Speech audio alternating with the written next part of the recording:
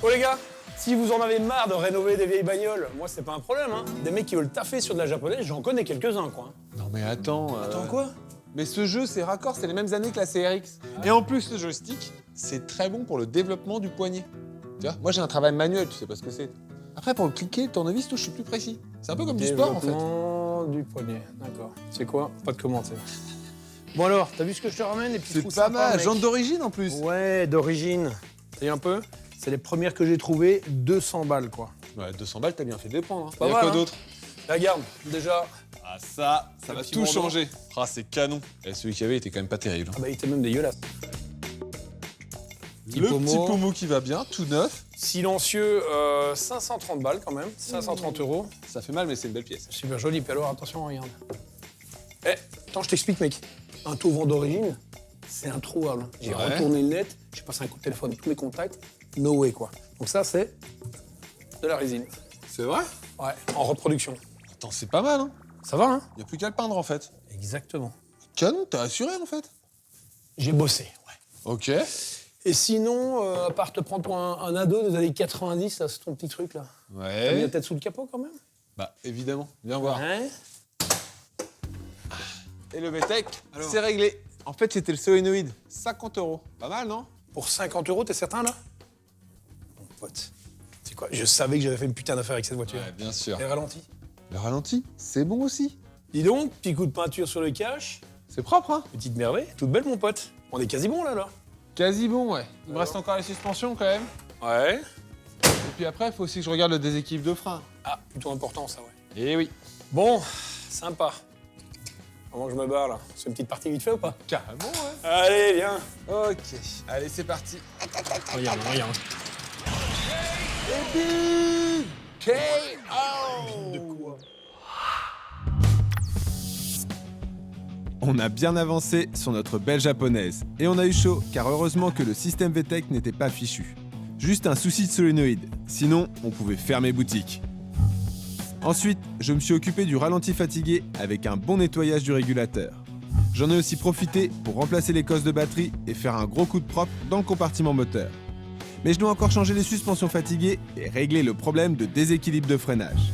J'espère que cette fois, elle passera au contrôle technique. Ensuite, quand j'aurai fini la mécanique, je m'occuperai d'installer de nouvelles jantes d'origine, le pommeau de levier de vitesse, d'améliorer l'éclairage du tableau de bord, et surtout, je dois repeindre le toit ouvrant en fibre. Je n'oublierai pas non plus de changer le bandeau de phare arrière. Bref, j'ai encore un paquet de travail, moi.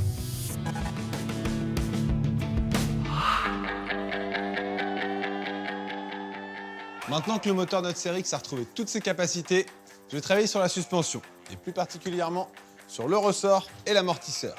Leur rôle, c'est d'absorber les déformations de la roue, de parfaitement maintenir la roue collée au sol. En gros, c'est vraiment ce qui va jouer sur la tenue de route de la voiture. Le problème qu'on a là, c'est que les 4 amortisseurs sont morts. D'ailleurs, il y en a un qui fuit. Et en plus de ça, les ressorts arrière sont complètement rouillés. Du coup, ça joue sur leur capacité et ils risquent même de casser. Je vais donc tout remplacer. Et là, il y a quand même un peu de boulot.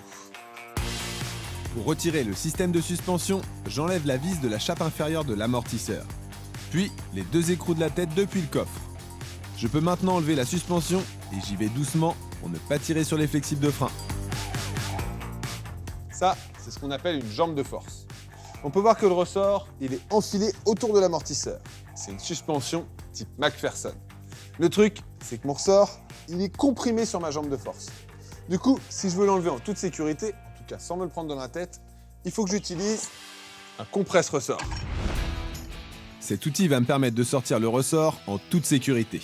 Mais avant, je défais l'écrou, je retire l'amortisseur, j'enlève la butée élastique et là, je peux détendre le compresseur de ressort.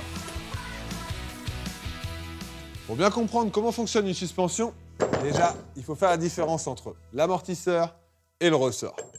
Le ressort, lui, il est fabriqué d'une tige de métal qui est enroulée en forme de spirale. Son rôle, ça va être d'encaisser les déformations de la route en se comprimant et en se détendant. L'idée, c'est qu'il peut être plus ou moins dur, en fonction du métal utilisé, en fonction du diamètre du fil et du nombre de spires. L'amortisseur, lui, son rôle, ça va être de limiter les mouvements du ressort.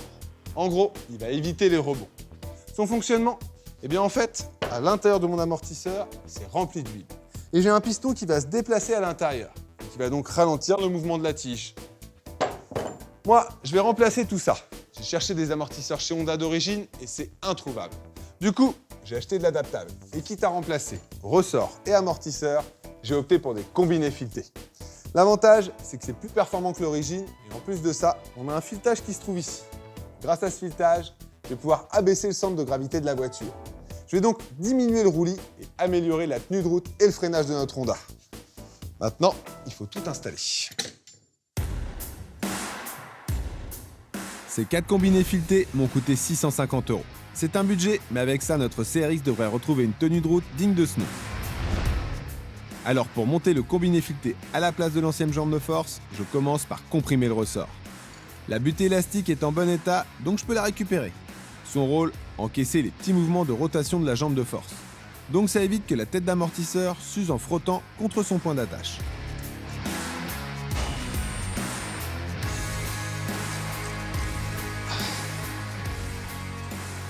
Et voilà, un beau combiné fileté de montée. Plus que 3 et je pourrais m'attaquer au frein.